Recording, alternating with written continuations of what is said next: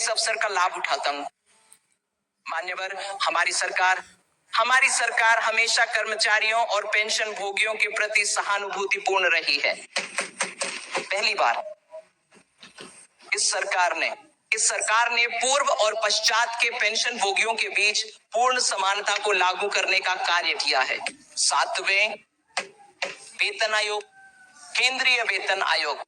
इस प्रकार सभी केंद्रीय सरकार के सेवानिवृत्त पेंशन धारक जो पहले सेवानिवृत्त हो गए थे, 1 जनवरी 2016 के बाद सेवानिवृत्त हुए कर्मचारी अब वही पेंशन प्राप्त कर रहे हैं जो 1 जनवरी 2016 से पहले सेवानिवृत्त हुए कर्मचारी प्राप्त कर रहे थे। यही पहला मुद्दा है। इस प्रकार पेंशन भोगियों की समानता की मांग को हमारी सरकार ने प्रधानमंत्री मोदी के नेतृत्व में न केवल स्वीकार कर लिया है, बल्कि इसे प्रभावी रूप से लागू भी कर दिया है। प्रधानमंत्री मोदी ने जनवरी 2025 में केंद्रीय सरकारी कर्मचारियों के वेतन और लाभों को संशोधित करने के लिए 8वें केंद्रीय वेतन आयोग की स्थापना को भी अपनी मंजूरी प्रदान की है।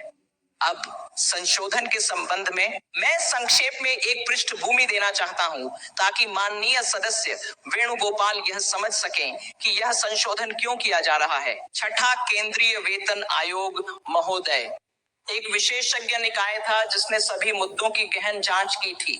सभी मुद्दों, समस्याओं, असमानताएं और यहाँ तक कि वे अभ्यावेदन जो कर्मचारियों द्वारा सिफारिशें देने से पहले प्रस्तुत किए गए थे, छठे वेतन आयोग की रिपोर्ट प्रस्तुत की गई साल 2006 में, मार्च 2008 में, जिसके बाद उसके तुरंत बाद सावधानी पूर्वक विचार करने के बाद इसे उस समय सरकार द्वारा स्वीकार कर लिया गया था। मार्च 2008 पेंशन तय करने का तरीका जो छठे द्वारा सिफारिश की गई थी। केंद्रीय वेतन आयोग जो कि पिछले केंद्रीय वेतन आयोगों के समान ही था, इसलिए इसे मार्च 2008 में सरकार द्वारा स्वीकार कर लिया गया था।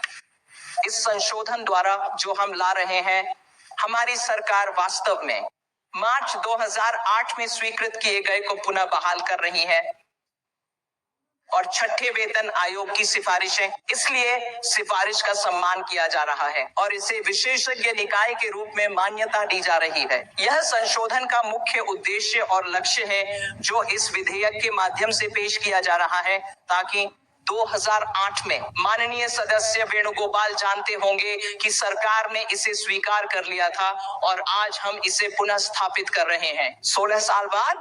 हाँ बिल्कुल, माननीय सदस्य चिंता मत करें, मैं आपकी बात सुन रहा हूँ। सदन को गुमराह कर रहे हैं, बैठे।